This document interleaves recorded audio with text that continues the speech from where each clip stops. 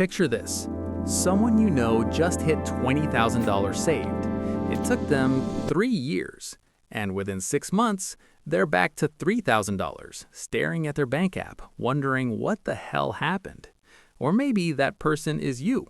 Here's what's insane. The hard part wasn't saving the $20,000. That's just discipline and time. The hard part is the 48 hours after you hit that number, when your brain starts whispering, you deserve something nice. You've earned an upgrade. This is finally your moment to stop living like a broke college student. And that whisper is what separates people who retire with $2 million from people who work until they're 70. Today we're talking about the most dangerous moment in your financial life, the moment right after you've saved something meaningful. Because nobody tells you this. There are only 2 things that happen when you hit $20,000 saved. Either you turn it into $350,000 over the next 30 years, or you incinerate it, trying to look successful. And the difference comes down to what you do in the next 2 weeks. Here's what nobody tells you about this moment. Your brain wants certainty. The market gives you volatility. Your brain wants immediate gratification. Wealth building requires decades of patience. This is why most people fail at this stage, not because they aren't smart, but because they're fighting their own psychology. So let's talk about what actually works, starting with the most important question. Do you have high-interest debt? Credit cards, personal loans, anything charging more than 6 or 7%. If you've got $10,000 sitting on a credit card at 22% interest, you're not investing that money. You're paying off the debt first. Let me show you why. If you owe $10,000 at 22% and only make minimum payments, it takes over 25 years to pay off, and you'll pay roughly $14,000 in interest alone. You pay the bank more than you originally borrowed. Meanwhile, if you invested that same $10,000 in the stock market and earned an optimistic 10%, you're still losing. You're paying a guaranteed 22% to chase a potential 10%. Mathematically, you are volunteering to lose money every day.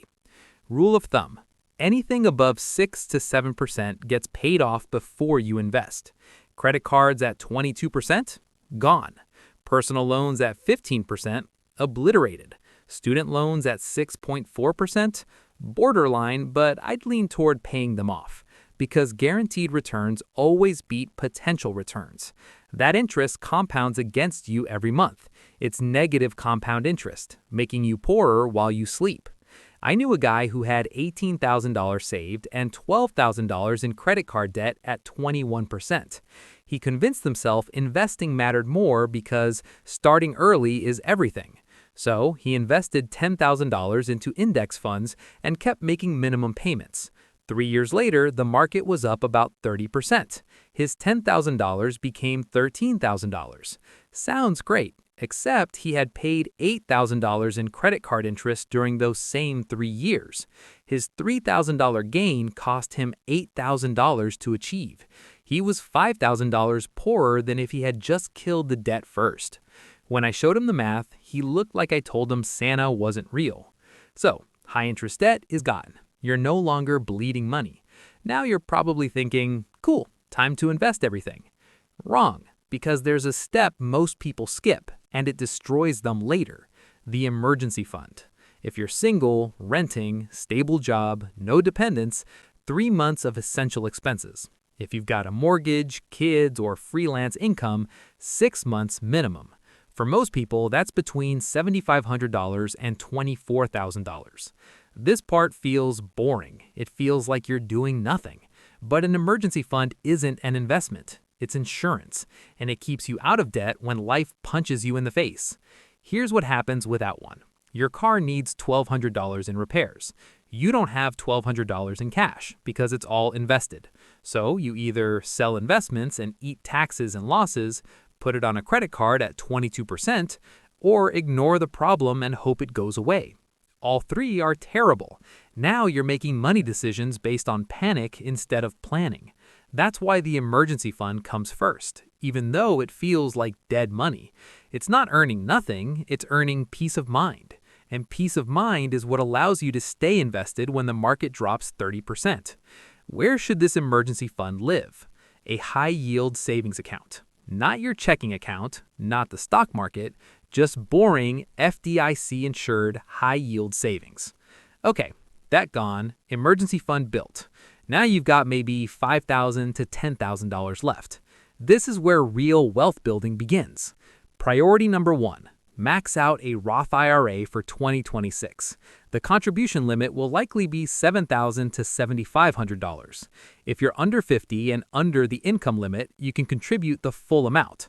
This is the single best financial move most people can make, because everything inside a Roth IRA grows tax-free forever, not tax-deferred, tax-free. If you're 25 and invest $7,500 today and it grows at 10% annually, by age 65 that single contribution becomes roughly $339,000. You pay zero taxes on over $333,000 of gains. That is insane. You're planting a seed once and harvesting a forest later. Now you open the Roth IRA, you fund it, and you're staring at the screen. What do I buy? This is where people panic. They open Reddit, they Google next stock to explode. Stop. Close it. You're about to do something so boring it feels illegal. Inside the Roth IRA, buy a broad index fund, one that tracks the S&P 500 or the total U.S. stock market. These funds own hundreds or thousands of companies at once. Historically, the S&P 500 has returned about 10% per year over the long term. Over any 20-year period in history, it's never produced a negative real return. You do not need to find the next Apple. People who find the next Apple work inside the industry, and even they usually get it wrong. Buy the index fund. Let smart people at hundreds of companies figure out how to make money. Your job is to not interfere. After you max out the Roth IRA, open a taxable brokerage account at Fidelity, Charles Schwab, or Vanguard. Keep buying the same index funds. Set up automatic monthly contributions. Consistency beats brilliance. Let me show you compounding. Invest $20,000 at 10%. 10 years, roughly $52,000. 20 years, roughly $135,000. 30 years, roughly $349,000. You turn $20,000 into almost $350,000 by doing nothing. Now add $500 per month. After 30 years, over $1.5 million. You put in about $200,000 total. Your money earns over $1.3 million. Your dollars worked harder than you did. At a 4% withdrawal rate, that's $60,000 per year. Forever, from one smart decision today, repeated monthly for 3 decades. While your friends are stressing about whether they'll ever retire, you're deciding whether you retire at 55 or 50. And here's the cost of waiting. Invest $20,000 today for 30 years at 10%. You end with about $349,000. Wait 5 years, then invest that same $20,000. After 25 years, you've got about $217,000. That 5-year delay cost you $132,000. That's not just money. That's 4 years and 4 months of your working life. Imagine telling your 60-year-old self, you have to work 4 extra years because your 25-year-old self waited 5 years to start. That's what procrastination actually costs. Not money, time. Now, I know what just happened. You saw those compound interest numbers and your brain immediately started looking for ways to juice returns even higher. Stop. This is where people destroy themselves. They see the S&P 500 near all-time highs and think it has to crash soon. So they wait. Here's why that's terrible. The market spends most of its life at or near all-time highs because it trends upward. If you only invested when the market wasn't at all-time highs, you'd be sitting on the sidelines most of the time. There's a famous study about this. Researchers modeled the worst market timer in history, someone who invested $2,000 per year into the S&P 500 but only bought right before every major crash from 1970 to 2013, the worst possible timing. And you know what happened? They still ended up with over $1.1 million. Why? Because they stayed invested. Time did the heavy lifting. Meanwhile, the person waiting for the perfect moment ended up with nothing. Time in the market beats timing the market every single time. Now let's talk about what not to do. Do not try to time the market. JP Morgan Chase found that if you invested $10,000 and stayed fully invested from 1993 to 2013, you'd have about $97,700. If you missed just the 10 best days, you'd have $49,000. Missing 10 days out of 5,000 trading days cut returns in half. And most of the best days happen right after the worst days, when everyone is panicking. If you're waiting on the sidelines, you miss the recovery. Do not day trade. Do not buy random individual stocks unless you understand the business and plan to hold for years. About 90% of day traders lose money. The average active trader underperforms the index by around 6.5% per year. The average active trader underperforms the index by around 6.5% per year. Do not invest in things you don't understand. Whole life insurance pitched as an investment? Run. MLM opportunity? Run faster. Hot stock tip? Ignore it. Random crypto coin your rideshare driver mentioned? Absolutely not. Here's the funniest part. The stock market goes up over time. Doing nothing would make you money. You have to actively try to lose money in a rising market. And somehow, 90% of day traders succeed at losing. They're like people trying to enter a building through a window while the front door is wide open. Technically possible, much harder, and everyone watching thinks you're insane. Next big mistake, lifestyle inflation. You hit $20,000 saved. Suddenly, you think you deserve a nicer apartment, better car, better everything. Maybe you do, but if buying it drops you back to zero, you just spent years grinding to save money that you incinerated in weeks. Household credit card debt just passed $1.28 trillion. The personal savings rate collapsed from 33% to around 3.5%, which means the average person saves about $250 per month. You know what $250 per month gets you? Maybe a used car in a year. That's it. But $250 per month invested for 30 years at 10% becomes $566,000. So most people are choosing between a used car or $500,000, and they choose the car every time. Don't be average. Here's what lifestyle inflation looks like in real life. You've been driving a 2014 Corolla. It works fine, but coworkers joke about it. So you upgrade. Nothing crazy, just a 2023 model. $380 per month. That's $4,560 per year.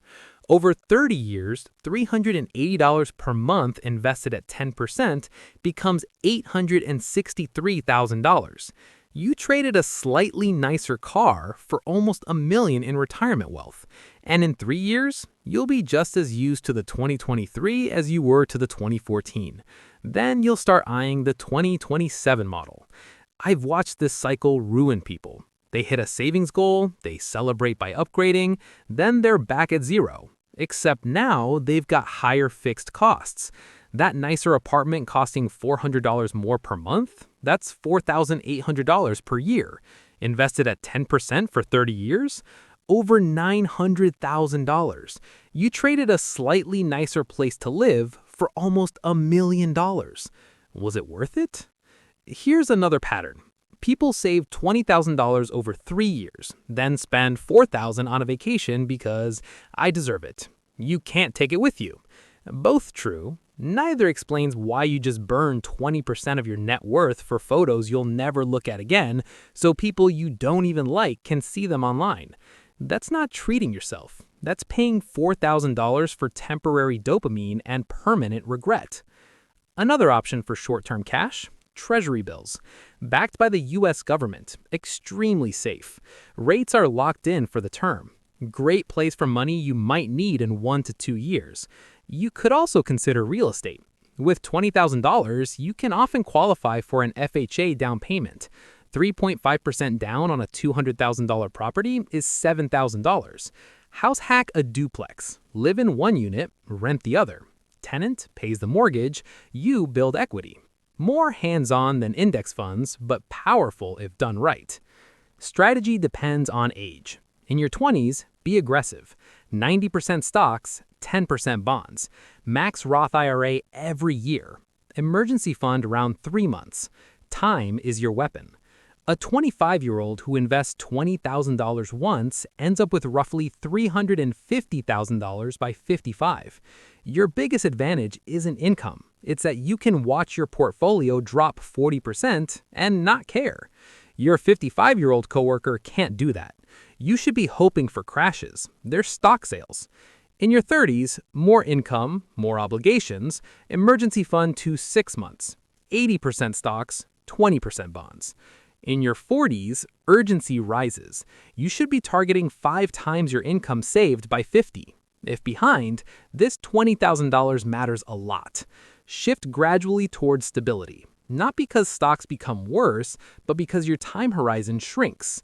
Sometimes the best investment is you. If a certification raises your income by $10,000 to $30,000 per year, spending $500 to $2,000 might be any stock return. A Google Cloud certification costs a few $100s and can unlock 6-figure roles. An Amazon Web Services certification can lead to salaries over $130,000. Those aren't expenses. They're high-return investments. Just make sure the skill has real market demand. So here's a framework. If you've got $20,000 saved, first, pay off debt over 7%. Second, build an emergency fund. Third, max the Roth IRA. Fourth, buy index funds. Fifth, don't touch it. And that's how $20,000 quietly turns into financial freedom. Build an emergency fund of $10,000 to $15,000 in a high-yield savings account earning around 4% or higher.